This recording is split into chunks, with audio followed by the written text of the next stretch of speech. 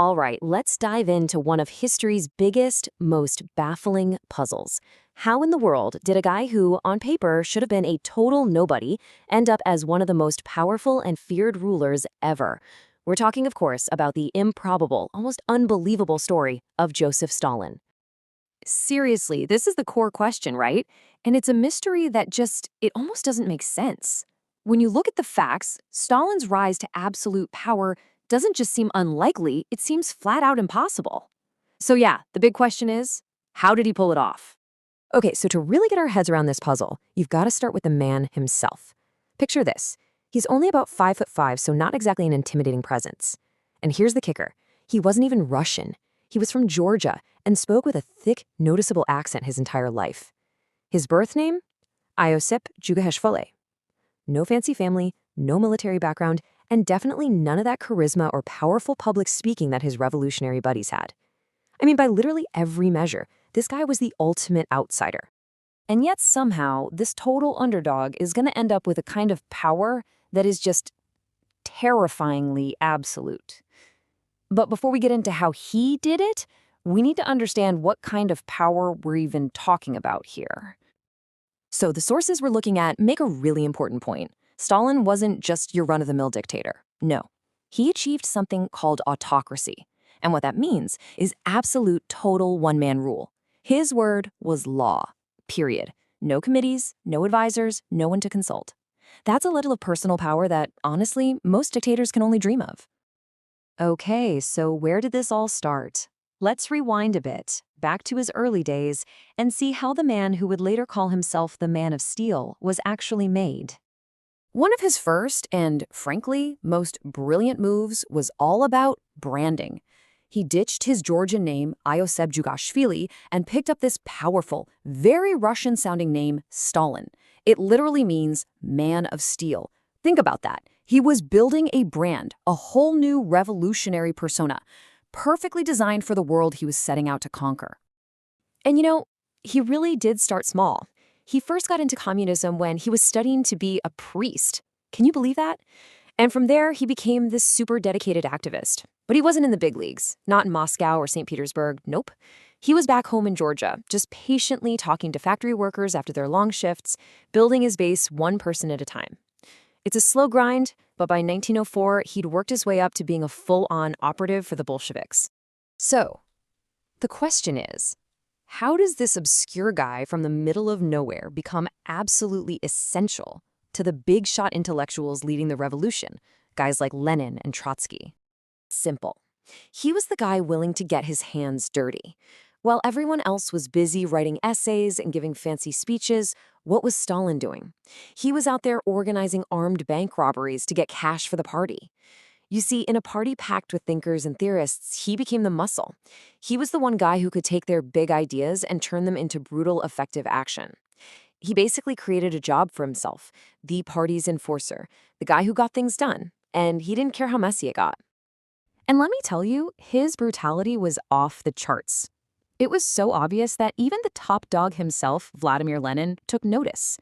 There's this famous note where Lenin warns that Stalin is too harsh. I mean, think about that. That is some seriously chilling foreshadowing coming from the one person who maybe saw the danger before anyone else. This next part really paints a picture of how things worked at the top. Imagine the revolution is like a cart. The sources say Lenin and Trotsky were the wheels, the thinkers, the speakers, the guys steering with their big ideas. But Stalin, he was the engine.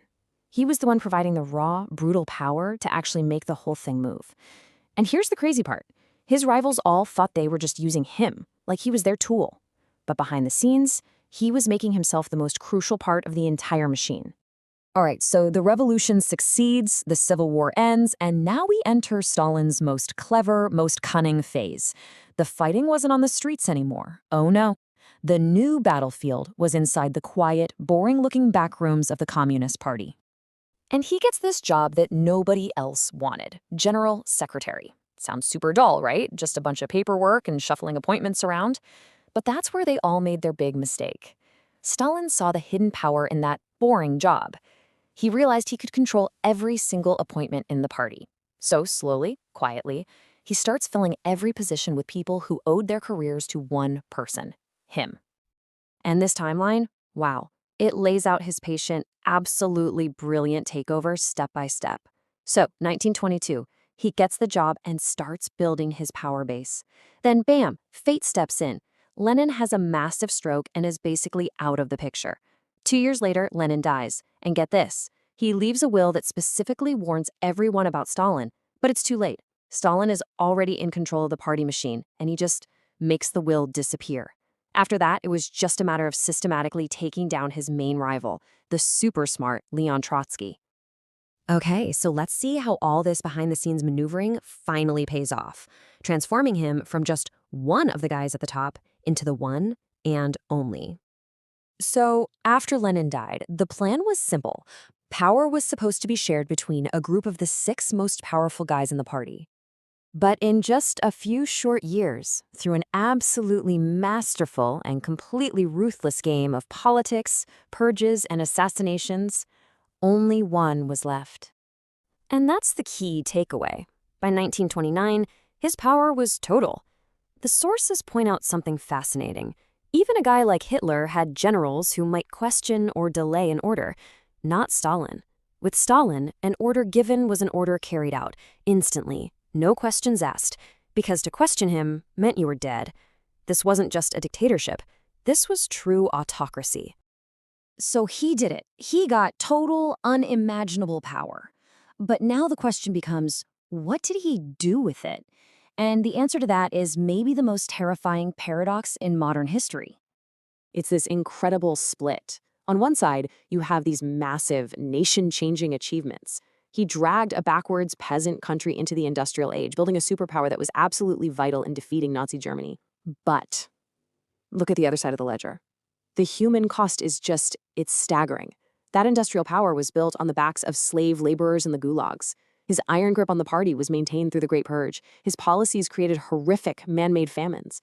The price tag for creating that superpower was tens of millions of his own people. You know, the source material brings up a really powerful analogy from a huge movie, Avengers: Infinity War. Remember at the end when Thanos achieves his goal and someone asks him, what did it cost? And he just says everything? That just perfectly sums up the devastating trade-off of Stalin's rule. And that leaves us right here with this incredibly haunting question. He built a superpower, sure, but it was built on a foundation of bones.